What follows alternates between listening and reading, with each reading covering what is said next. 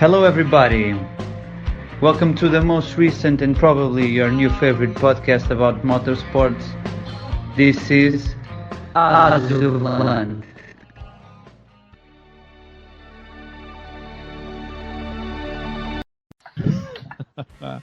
Good morning, good afternoon, and why not good evening. Here we are back again on track. We are. Asos do Volante. Hello, I'm going to introduce you, my friend, one of best engineers. João Barata. Hello, João. Nice to see you. In fact, I'm not seeing you, but it's nice to see you again. Hello, it's nice to see you too, even though not really seeing. Yeah. Okay, my name's Diego. I haven't told you yet, but my friend João Barat is at Lisbon, Portugal. And I'm here at Buenos Aires, and my name is Diego. I'm just a curious guy. And we are here to review two great races that took place last week. And which one are we going to review first? Well, we will start with Formula One, with the Baku or Azerbaijan Grand Prix, which is a race full of events, don't you think? It was part of the race was a little bit boring, but suddenly, it all exploded. How can I say? How can I say that? I don't even know how are we going to do to review what happened. But I like it, the race a lot. Did you like it? Yeah. It was like a roller coaster of emotions. So when that happens, it's always fun. For us, the fans, it's always a good time in front of the TV, watching it, never knowing what happened, what will happen. Yeah, it was a good one. Absolutely. Do you like the track? I mean, this city track with the longest straight of the season, mixing right angles. I mean, 90 degrees angles with very open ones, very wide straights with enormously narrow turns. Do you like the track? I think regarding city circuits, it's like the best probably that I've seen, at least for this this generation of Formula One.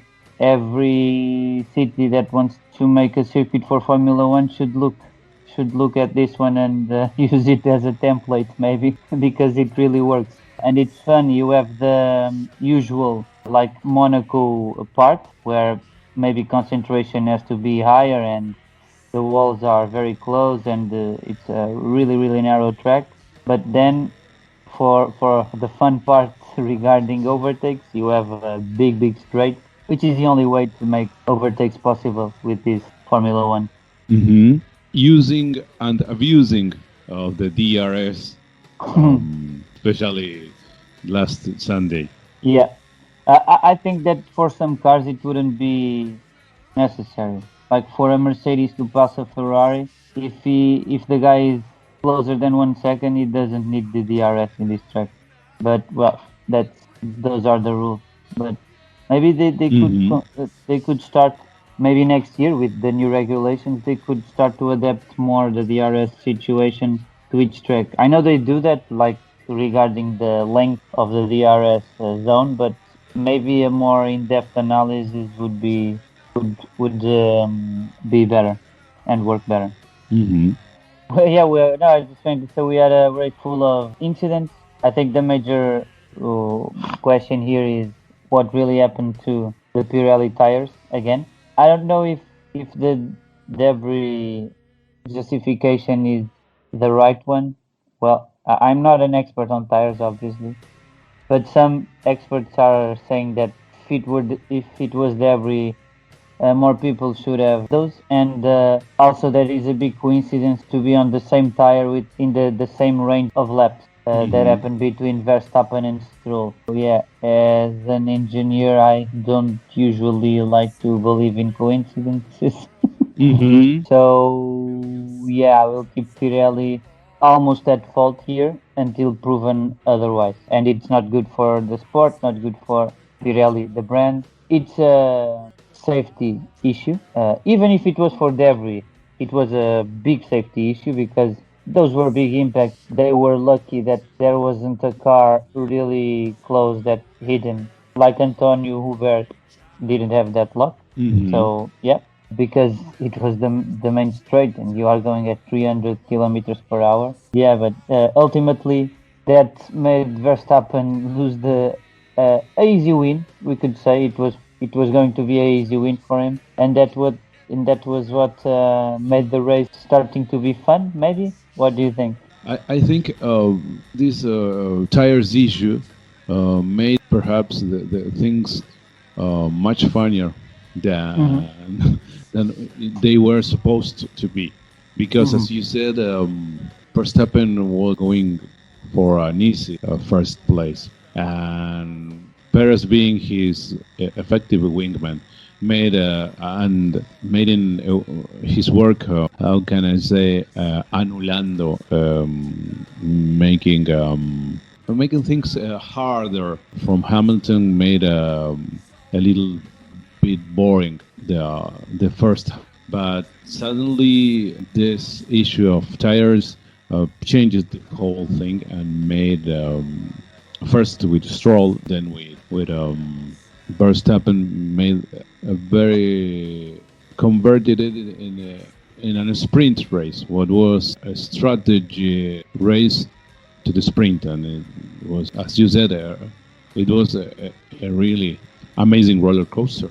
Yeah. And what do you think of? I'm asking a lot of questions.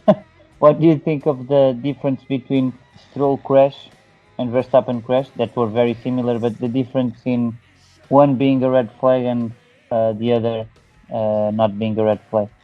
Very good question, Joel.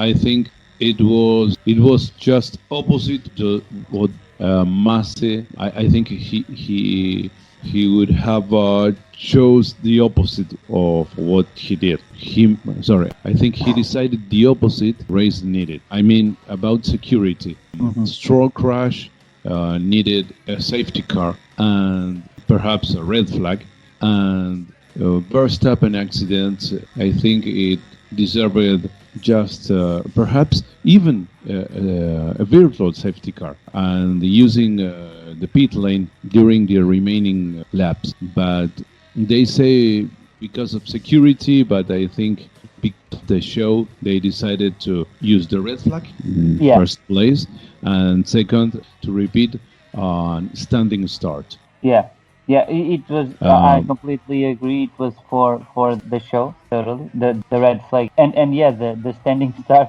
It was like with 3 laps to go. There's usually no red flag that gets restarted, and if it gets restarted, it will not be a standing start. So yeah, but that was really like a sprint race, and I think we were. I think I sent you a message that those last laps, if they will happen, they will be fun. Well, but I wasn't expecting it to be so crazy. Like, not all the 2 or 3 laps were crazy, but especially the first 500 meters, probably, where we saw a mistake by Hamilton that yeah, very. it's not so usual. Later, I would like to ask you about the magic brakes. Is that the name of the uh, Magic button. magic button? Yeah. I am really surprised about the existence of such a device in a car. Well, later, if you have time enough, I would like you to Of course. explain how does it work. Okay. I can explain now if you want. It's simple. It's simple. Okay, Whoa. It's okay. it's a simple thing.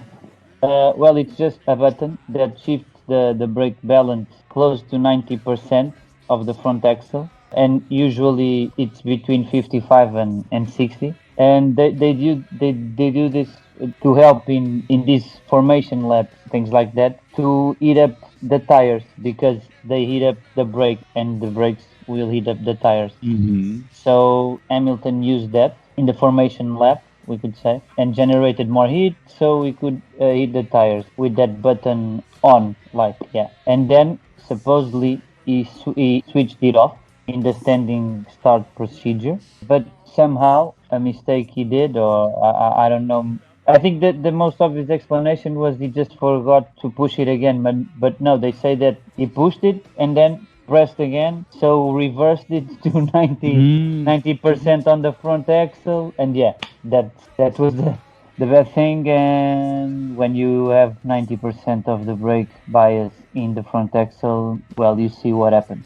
It just goes straight, but no chance, straight ahead. So it caused that he simply couldn't afford the first turn. He finally became last. Yeah, Mazepin finished ahead of him. True story. Unbelievable. That's a first Yeah. for Nikita. Yeah, he must feel great. Ahead of Hamilton and Verstappen. Just just saying. hmm So, championship remains in the same state as in the beginning of Baku race. It's so strange after all this. Yeah, and well, it remains the same regarding the two first guys, but we could say that if this performance from Perez is real and applicable to other tracks, he gained a little bit. He was really far behind. He scored 25 points, so he's closer to Lewis and Verstappen.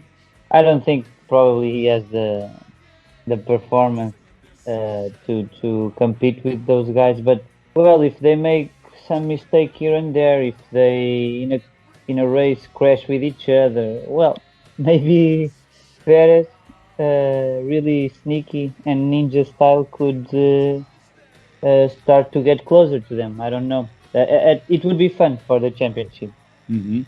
Yeah, for at sure. least. And what about Valtteri Bottas? He Ah, was he was completely absent of the no, race. I yeah, cannot believe it. I don't have an explanation. It just like it seemed if we painted that car the Williams livery, yeah, it would be okay. With the Mercedes, I don't understand. Even if they say that yeah, it was the setup, he was not trusting the car or with such a confidence on the car. Well, 12th Oh, I behind Alfa Romeo and both Alfa Romeo, so it's strange. I don't know. I heard they were checking another setup for him because he wasn't so confident, Hmm. and they even the team used an old front wing Oh, hmm. to I didn't know about it. to encourage him, but Well, it was good. It was good. but it was useless. hmm And Uh, yes.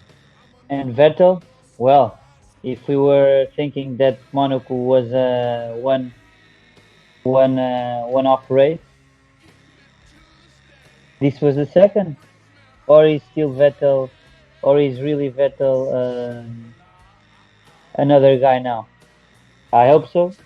He seems a little, not a little. He seems much more relaxed, much happier in interviews and stuff. Well, he hmm got a podium. Of course, he will be happy. But you see in like the body language also, and in his driving, of course.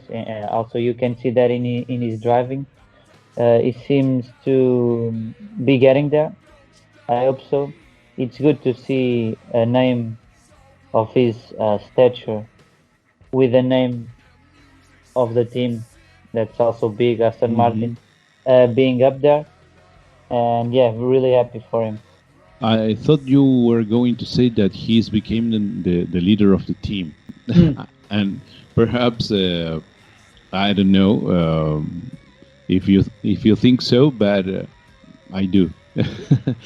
So faster, he's becoming the man with experience. In fact, he is the man with the experience, Yeah, but he's also the man who is reaching the good results, who is making who is taking the main aim of the team this Mhm. season. And getting the Uh, point.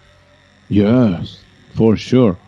This situation, it made me think about the crash gate. Hmm. Obviously, it has no relation with that. It isn't not even close the same. But a catastrophic result for one driver and a great result for another in the same Yeah, team. for sure. And on the final notes, well, a note for Pierre Gasly, obviously, for his podium. Good performance all weekend long. Charles Leclerc, man, that guy in qualifying are something special. And in the race, it's difficult. The strategy wasn't good. Ferrari in that straight also. We saw what happened. It's They difficult to not suffered get a over. lot. They couldn't do anything else. And finally, even science having problems.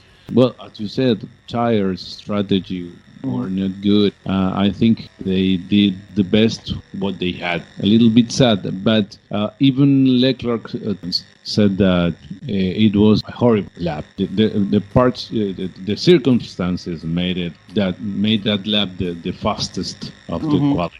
He knew that it was not going to be an easy challenge, and it wasn't. Yeah. In fact, I believe he hang on to the first place more time than I expected.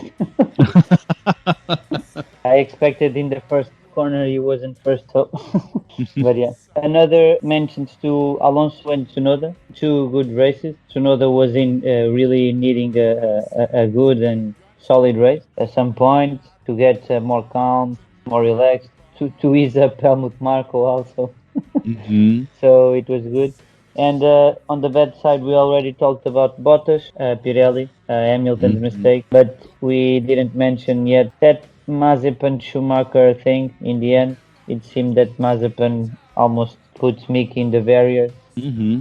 Well, that if you saw last year Formula 2, you know that this See, will happen much more. hmm, yeah, So, more yeah, usually yeah, yeah, yeah. than we could think. Yeah. It's replacing Kevin Magnussen, really. Yeah, so. Do you think so? Poor Magnus. He No, was.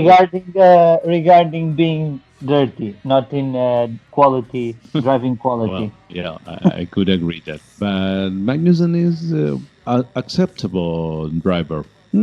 Yeah, Not yeah. bad. He's not doing it bad in IMSA. In fact, he leaded a few races. But I Nikita, think he's a please. good driver. Yeah. Well, it is what it is.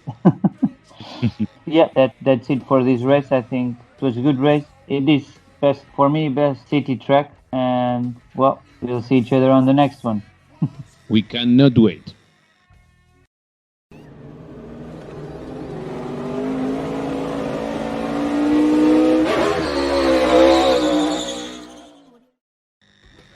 But there was not only Formula One last Sunday, there was also MotoGP.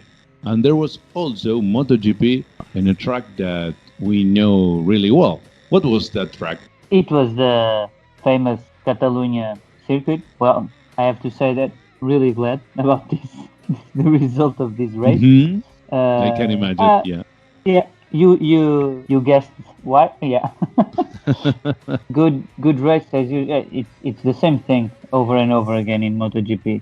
Good race, overtake. Yeah, it was like Oliveira seemed to be controlling the race, but you never know because the second place many times it was Quartararo was really close. Then Zarco was really close. He finished not even 2 tenths of a second shy of Oliveira. Even if he was on the first place almost all the race, it was not like a dominant performance in the sense that he opened the gap. We had the usual fights in the midfield. Well, I can say that your friend Nakagami didn't do Hmm. a I great was job this going weekend. to ask about him, yeah. And yeah, do you know, surprise, surprise, which driver crashed? Mark Marcus? Yeah, ding, ding, ding, ding. another one. Um, Uh, well, it's been difficult for him to not uh, overdrive that bike. It seems. Yeah, it seems that maybe he knows that the bike isn't the best one and good enough mhm, to fight for the top positions, but he wants to fight for top positions either way, and mhm. trying to do that, doing a lot of mistakes. That's the only reasonable conclusion that I can get out of this. But So now I understand. So he overdrives the whole time, yeah, and that makes him crash all races because he's going faster than the bike. In fact. exactly. He don't want to settle and fight for eighth position. That's not for him. Hmm. But you see that Hondas, that's the places that Hondas are fighting for. So yeah, and but yeah, regarding the other guys, we saw Ducatis are strong. Zarco second, Miller third, and Zarco second on the championship. Watch out with not a factory bike. Hmm. Uh, it seems that KTM new chassis that we talked in the previous chapter, Yes. and we were not knowing if it was just like, yeah, they bring a new chassis and it was a coincidence that in that race they did a good job. Well, a KTM won the race and Binder was eighth, not the best, but was Hmm. 8 seconds behind Oliveira, so not so much. This is really close. So he was eight, but he could have been fourth. Not a, I think it's not a big deal, but it shows that they really made a step forward, entering the fight for the championship. If this performance stays like this, Hmm. do you If, think? if this goes on, that would be great. How much points are there from the first championship to the third? To the third, that is Jack Miller, 25 points, but Hmm. to Oliveira, it's 61. Hmm. Yeah, Much quite. more. Yeah. Yeah, he basically just finished on the points basically in these two last races because in the other ones he crashed when he was Hmm. doing a good job. Yeah, so yeah, he's seventh in the championship. But I was just asking because, well, new chassis and you get a second and a first place. How many races remain Ooh, this season? 15. Oh, a lot. So if this performance goes on growing, KTM can fight. Uh, Two drivers, official team. Yeah, Miguel Oliveira and Brad Binder. Hmm. And Uh, Brad Binder renewed this contract, or KTM renewed this contract with Brad Binder for more 3 seasons. I think three. Yeah, two. mhm. Because of you said, we can imagine that right now the first driver is Oliveira. Yeah, I think so. He is more experienced, and well, in fact, they were also teammates in Moto 2. Hmm. I think Moto 2, yeah. And it was the same situation. Like Oliveira was the experienced one. Well, 1 year more experience, if we could Hmm.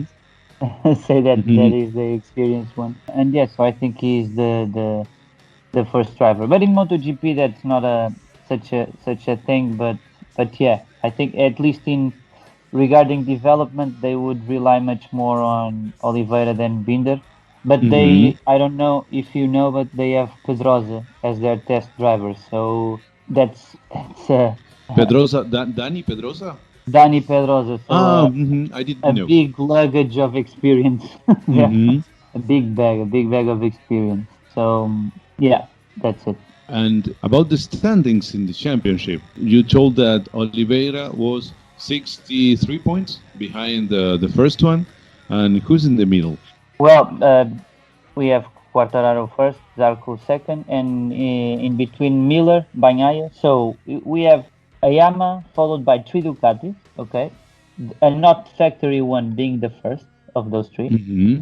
And then in fifth, Joan Mir, very regular, with Suzuki not being so strong like last year. And in sixth position, Maverick Vinales, and well, 40 points difference from his teammates. There is Quartararo and in the first place, so not Mm. good.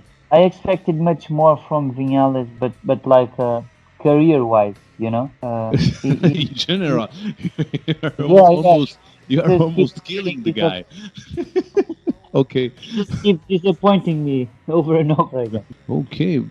Yeah. Interesting thing that happened with Quartararo. I don't know if you saw in the last stages of the race, like the chest part of his suit, of his, yeah, how do you say, race suit, open, Mm-hmm. and the ribs protection flew over. And so Mm-hmm.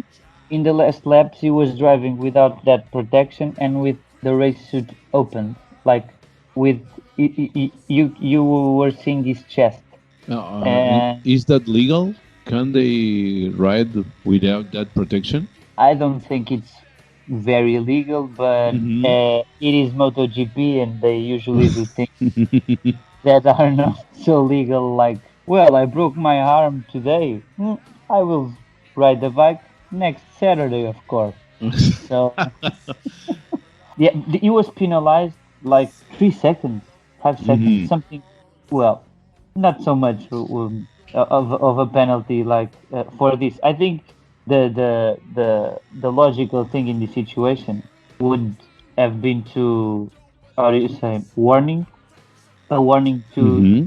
to Quartararo during the race that he just had to come to the pits and solve the situation. Yeah, it was like bad luck, but are things that happen. And imagine if he crashes without that and with his chest like in the ground, man, he would be Mm-hmm. smashed and all It that. would it would have been the last thing he could, Yeah, the end. yeah. It would have been a mess. And does MotoGP want a mess like that? Mm-hmm. I don't know. If I was in the race stewards, I know this is probably like a, oh, but that's unfair, or that's like, how you say, CC thing to do to call him to the pits. But Mm-hmm. man, that was really dangerous. And that's it about MotoGP. I think. Okay, Joao, my friend, are we ready to say goodbye? In our final straight of our final lap, I mean this chapter at least. Yeah. I'm already seeing the checkered flag, which is my pillow. Yeah, And you're almost there. yeah. Okay, okay, let's say goodbye to all that ones that uh, were with us during the chapter. Let's see us. Let's see one each other and the other ones during next week. Yeah, next week we will have to, if there are no races, we will have to arrange something to talk about. But that's not difficult in the motorsports world. So we will see each other next week. So, bye bye. Goodbye. See you. Bye. See you.